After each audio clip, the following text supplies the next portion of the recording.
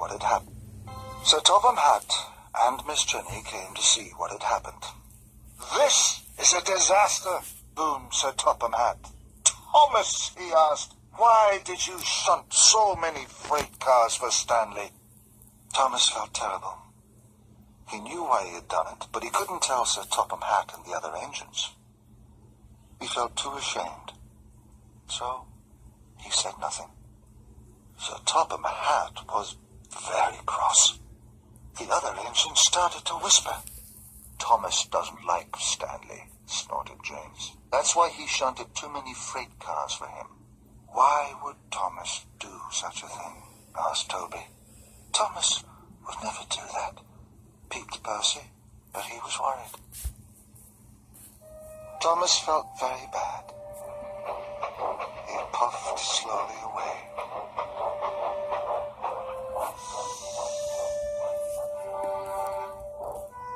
Thomas found an old track.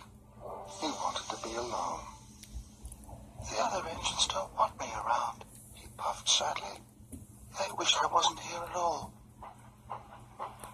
Stanley puffed towards Thomas. He saw that Thomas looked sad and alone. "Thomas feels bad," he chuffed to himself. He felt very sorry for him. Later, Sir Topham Hatt called the engines together. "Now, Great Waterton may not be ready for Sodor Day," he announced sternly. The engines gasped.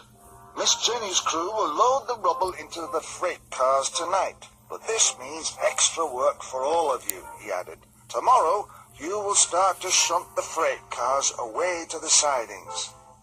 Thomas had let down Sir Topham Hatt. He had let down the other engines, and he had let himself down. The other engines started to chuff away. No one spoke to Thomas. He was no longer in charge, and he felt he was no longer wanted. That night, all the other engines were asleep in their sheds. But not Thomas. Jack and Alfie had already loaded their cars of rubble. "If I shunt all the freight cars away to the sidings, the tracks will be clear in the morning. Then everyone will like me again." Thomas wanted to do something to get his old job back. So Thomas started to shunt the freight cars away. Thomas worked very hard. He felt very pleased with himself. Then Thomas saw one last freight car. It had rolled in front of an old mine shaft. "I'll soon fix that," Thomas smiled.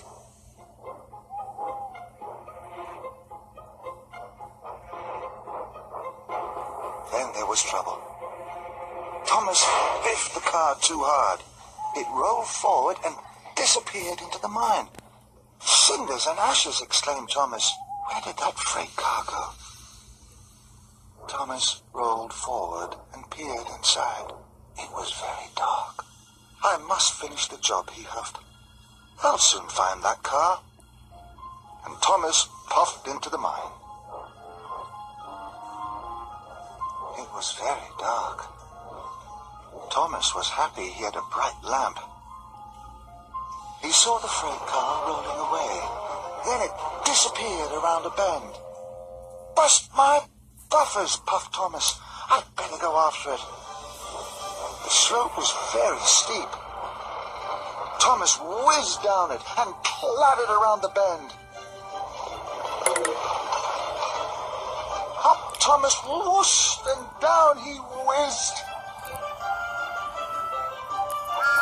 Whee! Thomas whistled and whoa! He cried. It was very scary, but it was very exciting. Thomas had almost caught up to the freight car. "You won't get away from me," he whistled happily.